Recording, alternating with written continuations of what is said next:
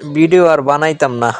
ভিডিওতে লাইক দেয় না, কমেন্ট করে না, শেয়ার দেয় না, আমার ভিডিওটা ভাইরাল করে দেয় না। এই যে দেখেন আজকে আমরা সামনে একটা ভিডিও নিয়ে আইলাম, যে দেখেন কত বড় বড় মাছ, মাছের কাল্লা দেখেন, যে কাল্লাটা কি মানে সেই যে লেভেলের একটা কাল্লা, দুইটা কাল্লা দিয়েছে, একলা মানুষ খাইতেও পারতাছি না।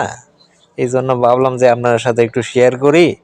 দেখেন কাল্লা না তো, দেখেছে গরুর কাল্লা মনে হইতাছে, যে এত বড় কাল্লা, মানে খাইতে যে এত ভালো লাগতেছে।